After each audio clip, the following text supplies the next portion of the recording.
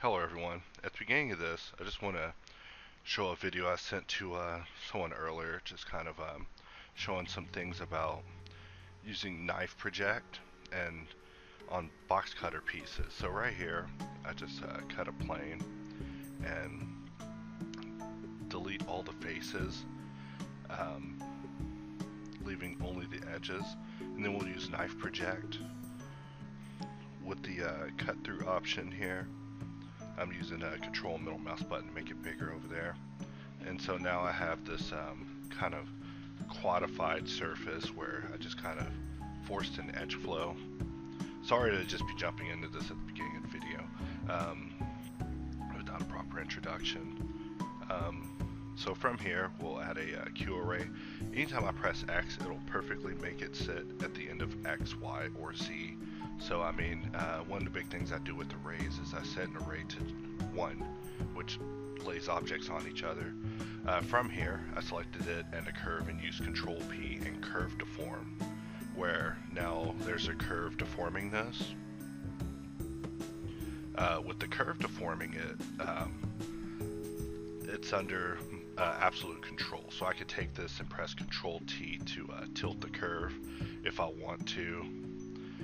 And do all sorts of wacky things. Right here I use Control T 90 to rotate it 90, which is easier than affecting the modifier properties. So with this shape you can do all sorts of interesting stuff with it. So right here I'm just showing how, even though this thing's heavily modified, I can still go into edit mode and use the edit mode box cutter to just add an extra notch on it. And in addition to that, I duplicated and moved it up, I believe, to show an example about mirroring. So with the new hard ops mirroring tools, we'll use bisect to split it one way, split it two ways, and we of course have to move it up the stack because we don't want to bevel it, array it, curve it, then mirror it. We want to mirror it before all of that. So finally, we'll also use it on the Z, choosing of course the axis we want to keep. And so the one that we have on the second one is actually much lighter, and so we could just take this object and rotate it and move it out on the local Y, which or move it on the Z, which moves it on the local Y in the context of this curve. So it can get kind of confusing, but really I just press X, Y, or Z till I find the right axis whenever I'm moving this sort of stuff. So now I'm just moving it down. And this was just kind of a did you know for my good friend Tony, my sensei. Just showing him a few things with hard ops. So another thing is you can take a Bezier circle and duplicate it and then map that to another curve using the Q option. So you know, one of the strange things about hard ops is in addition to hard surface, we have Q options for curves, empties, and even lattices, in addition to being around in sculpt mode. Weight paint mode support coming soon. Of course, anytime you do this, you want to go and jump your preview resolution up to 36 or something high in order to get a nice curvature. And you can see here as I'm modifying the circles, you can get some interesting offsets with the curves, and it's all perfectly controllable by just one curve. So to put that into action, we're just going to put one circle, and then we're just going to duplicate it a bunch and then map it. We'll take this, use the tilt, rotate it sideways, scale it down. Now, interesting thing about curves is in edit mode, you can select the curve and press Alt S to scale it. So right here you see I'm scaling it and it's affecting the size of the curve there. So I want to go in edit mode and scale it there, and then keep this a respectable size, because it would make no sense for me to scale it down so small that it just disappears. And we'll duplicate that curve, rotate it 90, bring it down and put it below. And I'm just showing just a process of how you can just make an interesting little part just using curves and deformation. So that's really all there is to it. So without further ado, let's go ahead and jump into Threadox which is what everyone came for. So I do want to add that the intro at the beginning, both of them are by NickShoIto. Shout out to Nick, always doing great work with the intros. One of my favorite people to collab with. I just throw him a model, it just turns into something amazing. So right here I have a render on the side of the screen, and we're just going in and we're gonna just start throwing some color onto this thing. So in between modeling phases, I like to do a bit of retrospection, where not only do I stare at this model, I stare at other people's models who are better than my modeling, and also just think about where I want to go as far as the next phase with this thing. So a lot of the stuff comes as afterthoughts, and then the afterthoughts end up getting assistance from other thoughts that eventually help support it and make it more logical. Like I think over the course of this, you'll see me change the accent colors and hopefully even get into orange over the course of this video. However, I think I do keep it as red because red is just my favorite color. So I do take a crack at rigging this thing. Rigging is just one of those things that I have a bit of fun with. So hopefully I'll be able to do this in a way that will get me a good result. So the idea is I want to have the visor slide back and have this guy slide down inside of it and have his arms come out. So the first idea I thought I would try getting this to slide back would be to model a mesh for this to slide up, and I add a little bit of subdivision in order to make it smooth, convert it to a wire mesh. And then from here I'm going to use a shrink wrap constraint in order to make the front piece slide back. So I've never used a shrink wrap constraint before. I'm just goofing off with it. With the rendering here, I am using the power of two 1080s along with the 32 core processor at the same time. Usually I don't render with the processor helping, but in this case, since it's fast, I might as well, and also it makes the render much faster, so just all the power I can get.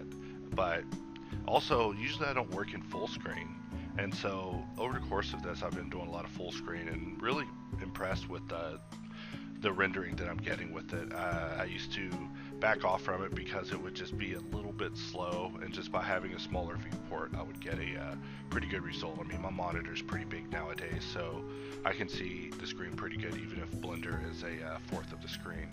So just another thing to kind of notice as you see me working through this thing. Someone mentioned in the comments that I should get a RTX 2080 to go with this Threadripper 2. I actually went into Fry's and I asked him, hey, you guys got the 2080? And he just told me I didn't need one, and then I left, and that was the end of that. So maybe when they become more popular or something, or more readily available, that could be a thing. But at this time, they just told me it made me feel unwelcome over a graphics card. You know, they're like, you don't need it unless you're tracing rays. It's like I'm in the business of tracing rays. But anyways, continuing on. So I also modeled this front visor in a way that if it moves over to the left or right, the other side will move accordingly due to the mirroring, so we could have like a cool split effect. I'm always trying to integrate more buggish type properties into these robots without going complete bug bot, because people would call me out on it if I went completely bug like. But you know, when I was a kid I was really inspired by Animorphs and Alex Mack. You know, I was talking to some friends about the other day. I was like, you guys remember Alex Mack? And I had to show them, you know, there was that girl on Nickelodeon that turned into silver goo. But you know, Animorphs involved like humans having slugs put in their ears. So this robot is kind of a robot that gets inside of another robot. So in between this video and the next one, I did draw a storyboard of kind of an idea I wanted to go with this thing, of where it would be in a puddle, it would crawl through the rain, find a Threadripper, climb up inside of this larger body, of Veldox, and then suddenly become Threadox, this new version where it's taking control of all the systems and using the power of Threadripper 2 has become a great force of evil. AMD, get at me if you would like it to be less evil. We could change colors to something more neutral, change the guy's story, use a force of good. But yeah, I was totally envisioning this guy as some sort of adversary for Dukes, giving him the fight of his life once he takes over this body. That, of course, hoping that I do add on a body, but I've been doing a lot of sketching of ideas for what I want to do with the body. So, without further ado, back to the video. Sorry about the side story. So, I experiment a lot with rigging and using constraints and trying to create motion driven by driven motion and create complex animations by a single repetitive motion. So right here I'm using an extrapolate constraint in order to cause motion to happen. So whenever this main bone that you see at the top of the head rotates within its 5 degrees of rotation, these other parts are actually being moved back on the Y and down on the Z every couple of small increments. And so I'll do this with a couple of pieces, and it'll eventually lead to some sort of transforming effect. And then the idea is that I'm hoping to add some sort of support system of hooks and IK handles to hold on to it and actually give it that transforming look. But this is just me getting started with it. So if you do have issues with some of the shapes that you're seeing over the course of this, just let me know, and I'll take some consideration on making changes. However, I do have a final vision for this, and I'm asking people for advice in between this and looking at it very critically. So the fact that this thing got so many views in such a short period of time tells me I need to get back onto YouTube. So continuing on, as we add these constraints here, it just gets easier and easier. I mean, once you set the first one up, it becomes an easy system to go through. And the cool thing about it is that it works once you it works well with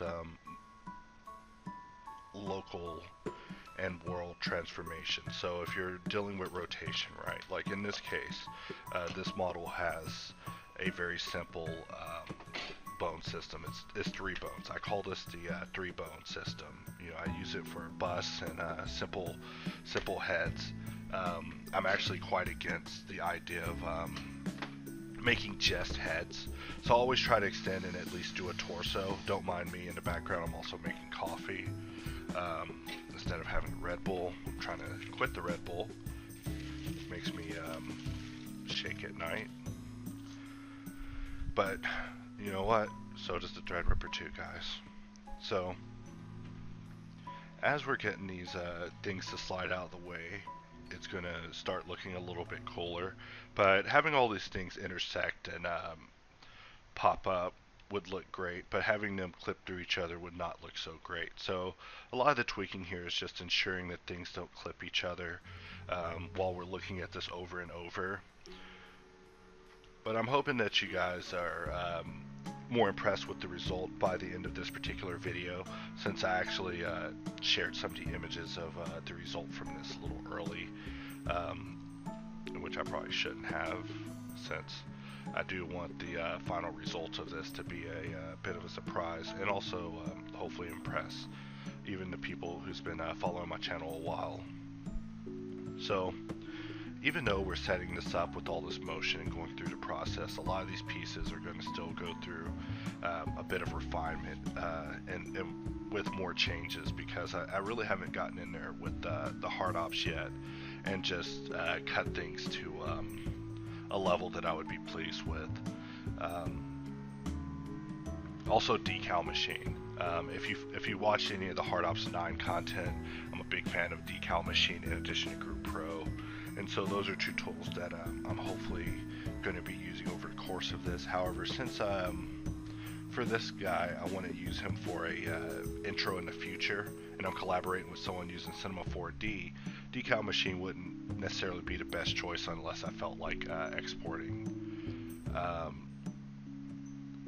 some atlases and getting it to him and then showing him how to set up the deferred shader using cycles in Cinema 4D, and that just sounds like it would be a little bit more work. So that's kind of my explanation on why I've been a little bit more hardware with the geometry lately. Also Mesh Machine. Mesh Machine is about to release something amazing in the future, and at this time I'm not able to show it because I believe he wants to reveal it himself. So I'm just hanging back and waiting for him to do that. But if you haven't picked it up or looked into it, I definitely recommend it. The normal transfer tools and the solutions that it offers are just amazing. The more he reveals into his workflow, the more of an idea I have as far as what the future of Blender could be as far as the efficiency of working. So now we have the mask able to rotate.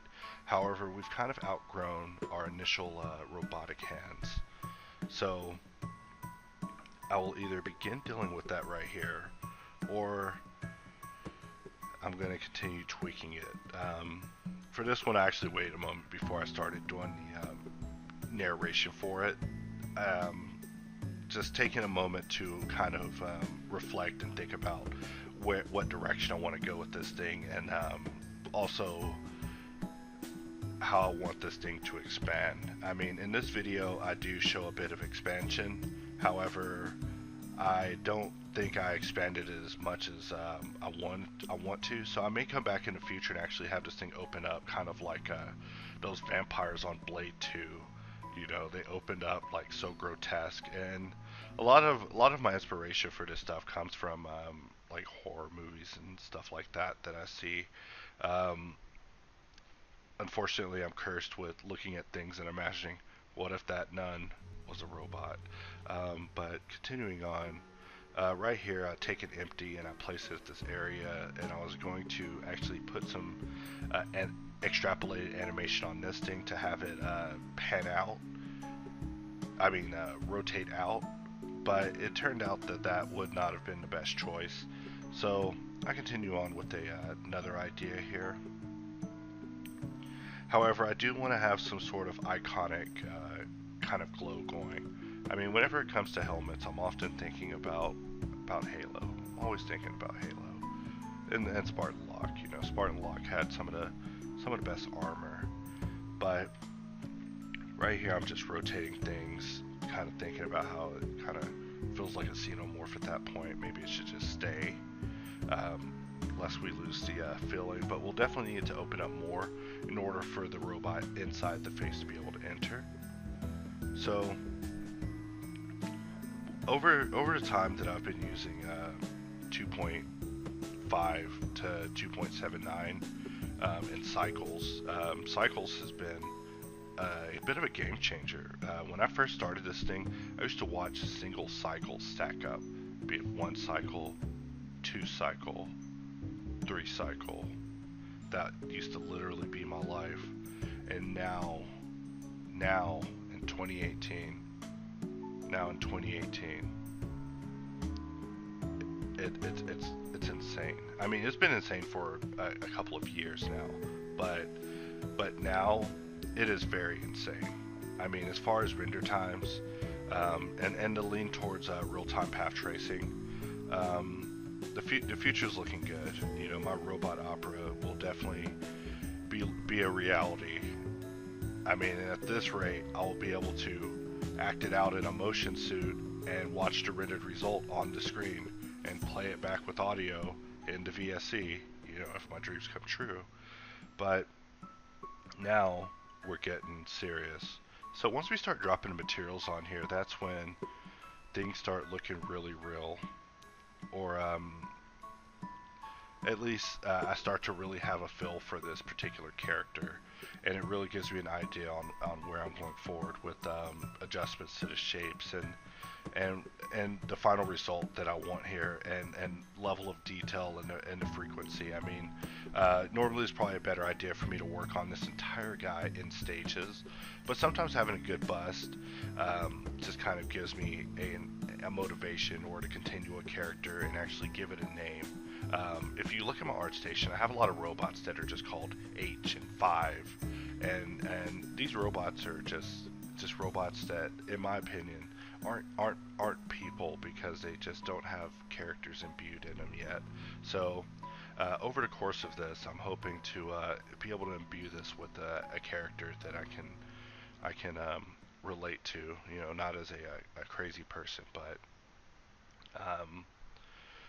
as an artist, to be able to expand on it and continue with it and implement it into some sort of story related situation. Of course, all these tools, hard ops, box cutter, they're, in the end, you know, they're tools to help me make something. You know, at the end of all this, I hopefully want to create a video game and have these characters come to life in a way that's interactive for the user. So hard ops has an alt-in material menu if you have materials in your scene. In my case, I have a material sphere on layer 0, but if you have materials in your scene, you can press alt-M to assign a material. So I always have a series of materials that I like. When it comes to using Blender, one of the biggest ways for me to save time is to not go into node editor and mess with nodes and create materials from scratch every time. It was just such a time suck. And there's people out there that are very crazy about materials, and they're also selling their packs. So I bought a lot of packs over time, just here and there, material packs, skin packs. Before we had the principal shader, I bought a lot of packs for going from Substance Painter to Blender. I think I still use a couple of those shaders, but my favorite is the car paint. Car paint is mwah, it's just great. It just does the job, any color, and I've modified it over time to be two-tone, so it changes colors over the Fresnel. So it'll go from green to kind of teal, or from red to kind of orange, just to kind of play with the eye. And it's just one of my favorite shaders. I've looked at it, and it's basically a bunch of glossy shaders layered over each other, but it's just fantastic. I mean, I could probably remake the same thing in principle, but it already works in 2.8, so I'm fine with that particular shader. So as I'm moving through this, I am just linking these cylinders data, because I want those cylinders to be linked until I do not want them linked. And this process right here is just one of my favorites. Being able to take the model from gray, the gray nothingness of just development, quiet development, to the point in which the light is reflecting and cascading and the surfaces really just shine in the render is one of my favorite parts. It's at this point I can see this guy in a dark alley coming to life after having a Threadripper inserted into his face. This moment brought to you by AMD. So as far as talking about the computer goes, I mean, I could just keep bragging about it over the course of these videos, but I would just sound like a braggart. But I mean, I've already told you guys the computer is great. The processor is great. It does the job. It's powerful. My renders are better. I'm multitasking in dangerous ways. Like, it's almost time for an intervention. Like, hey, you got too many windows open there, buddy. Don't tell me I have too many windows open. However, as I use it, I feel that there's things about computers I should probably know more about, like overclocking and voltage and what all this stuff means. So I'm still trying to learn more about it and what makes this processor great. I mean, when I was at the AMD live stream on a test rehearsal, they mentioned, hey, this processor costs $2,000. was like, oh my god, you guys gave me a processor that cost $2,000? Oh my god, I had no idea. I mean, I just thought I was just getting I just thought it was just a regular old processor. I didn't know it was just, you know, I was getting a Honda Civic, you know. So I'm more than honored. Of course, I jumped through the colors. I always jump to black. One of the biggest pieces of advice I've ever received from a sensei was stop using so many colors. I mean, there's a time when I was using orange, blue, and red. I was just trying to make all these complementary colors match. It was like every phase of Goku, you know, at the same time. And so I've really quieted down and tried to go to one highlight color and one and a series of grays, and that usually works for me. Right here, you can see me looking at a hose that Proxy sent me. The current version of HardOps Proxium is actually named after this guy, but he sent me a hose. I was telling him, hey, if you give me a hose that can work for the situation, you could make it into this AMD sponsored video brought to you by AMD. But the hose was kind of crazy. I was like, he rigged a bunch of handles, but the interesting thing about it is he was showing me how he created a tool called Armature Panel that basically will put a handle at a bone's correct XY position in order to get it to be a proper bone shape. So if you're the rigging type who likes to have bone shapes because they make your rigs look awesome, this is the tool for you. I plan to integrate it more into my workflow, but that's what those handles were. But in the end, I ended up not using the hose. I'll probably give them another chance later on, but at this time, we'll consider it a wash. So we have this sliding down. Things are looking good. We're on track. And, you know, so far, I think the idea is coming together. I do want to do a video, not in this particular video because this one's destiny has been set, but maybe in the next video I'll do an entire section where I just only work on this, focusing from the back of the head, so that way I'll be able to show you guys kind of what my plan was for that. The holes in it were deep, but it's because the guy in this guy's head is not the proper pilot. He's just a out of luck robot who has just come up on a Threadripper and now has the capability of taking over the entire city of V. So in the end, I just decided to play with the handles here because I can get pretty far just using that, and so I decided I wanted to just map things to hooks. And I guess I'm looking through screenshots here. Always taking screenshots. Here we go. So in this video, I bring in another render from the previous video, and now I'm getting back to work. So adding in a hook here. With the hook, I want to press W for the specials menu and lower the size of that. And so now that particular handle is now able to be controlled by this empty. There we go. And we take this, parent it to the empty, or take the empty and parent it to the hand. So now when we move it, it will move with it, and then we just move the handle. So, you know, with these sort of rigging setups here, hopefully no one will never notice or told a secret of how the arms will get as long as they have to be automatically without any set size being a parameter on these things. But you know, that'll just be our little secret. Okay, so this is the initial level of what I wanted to set up for this. I might go through and do something a little more complex for this. I did have a particular vision for the hands of something resembling Dirks being held by it. I mean, that's the theme of this latest box cutter release. Box cutter Poly Dirk out now. So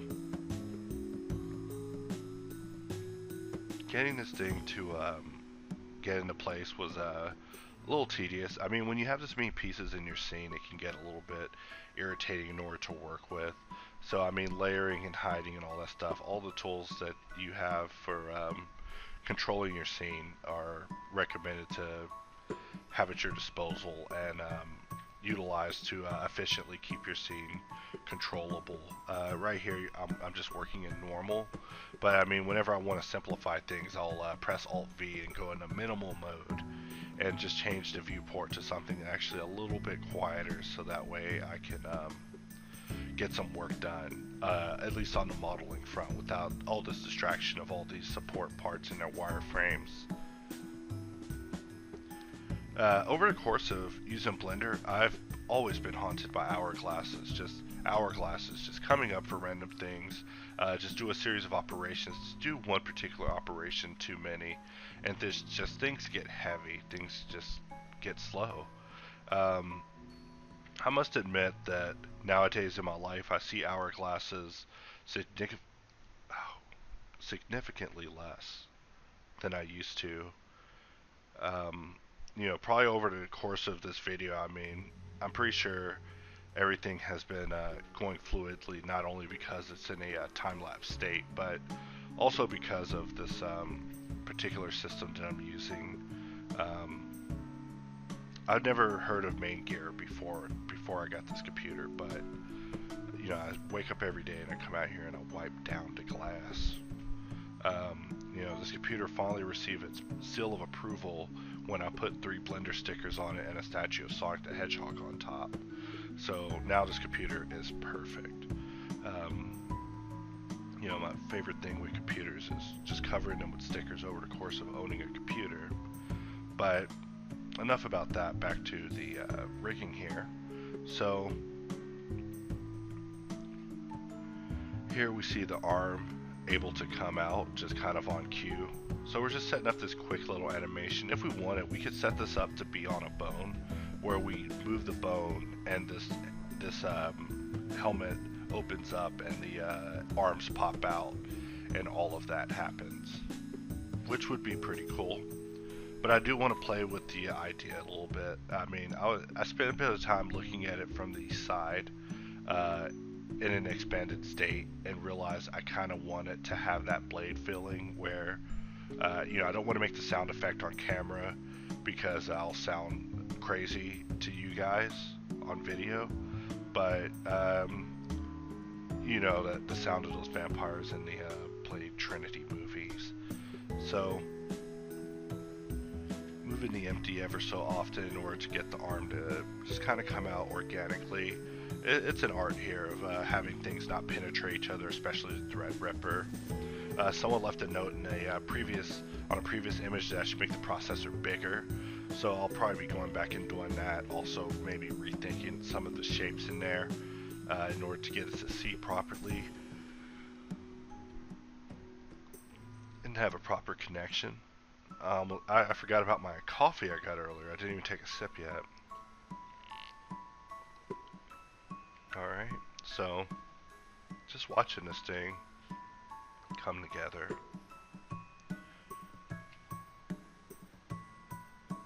Just loop and loop and loop. And all this time just kind of pondering what it is that you know, I want this to do, what the story is, who this character is, why is he opening the mask. In fact, all these circles, I think I want to put hooks on those too, so that whenever this guy's mask opens up and he's reaching out with his face, that he's also reaching out from the area on his chest, he's reaching out in the cheek areas, on the forehead, even reaching out from the back of the head. So, you know, when you're grabbed, you are grabbed. Being grabbed, brought to you by the AMD Threadripper 2. 32 cores, unrivaled in power. So right here, I'm just you know, mirroring things. I'll have to make a few changes due to me trying to rig it and also using Group Pro. So I want to keep it organic, but I also want to keep it tweakable but also animatable. And I don't want to think about this anymore. So until I go back and modify it. So I need both sides to be exactly the same.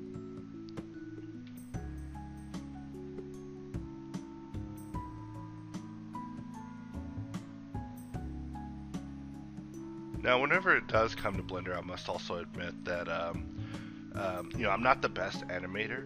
However, there are some really cool tools in Blender that make it easier for you. I must apologize if this part flows a little oddly.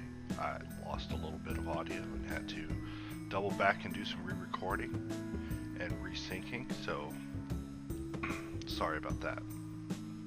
So with this upper hook here, we're just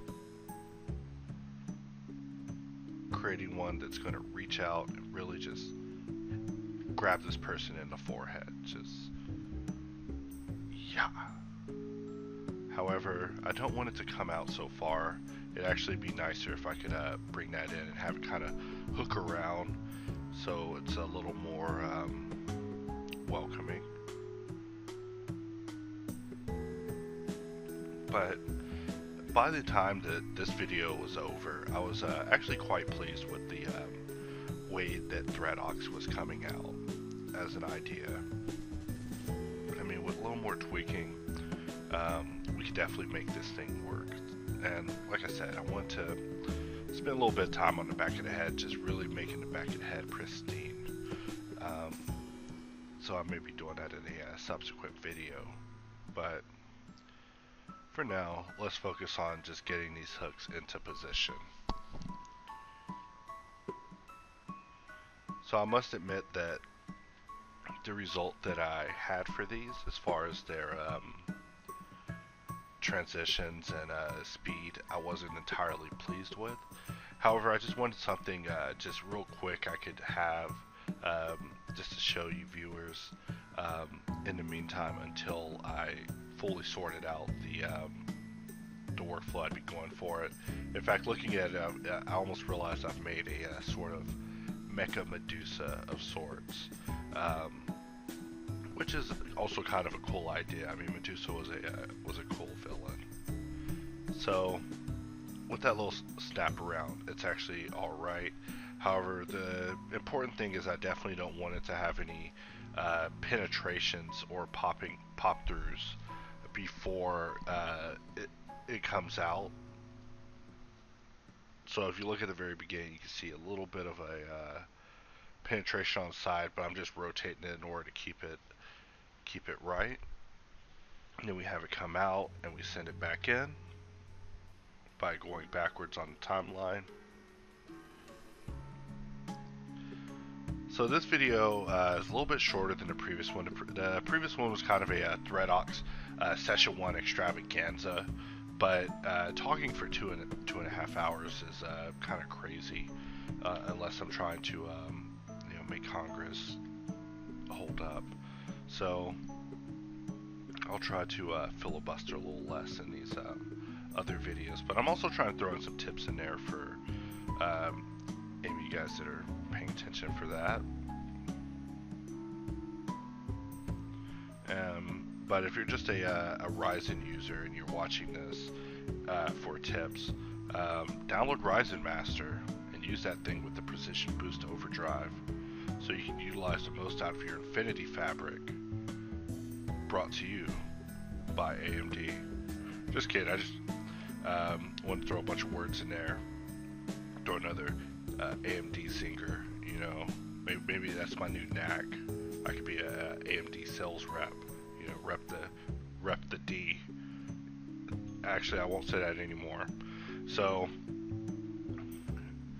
continuing on here, as we're rendering this, I realize, hey, I need my lights. After bringing in the lights, this thing starts looking much better. Can't get over reflections. I just love reflections. It's one of my favorite things about modeling. Also love cycling through stages of a model, but you won't see me doing any of that retrospection here. Also, that hook still comes out way too far. But this video, I know I intended it to end on a high note, so I wanted to render it and have the render look dazzling, have the model look interesting. You know, I always start off these models looking new.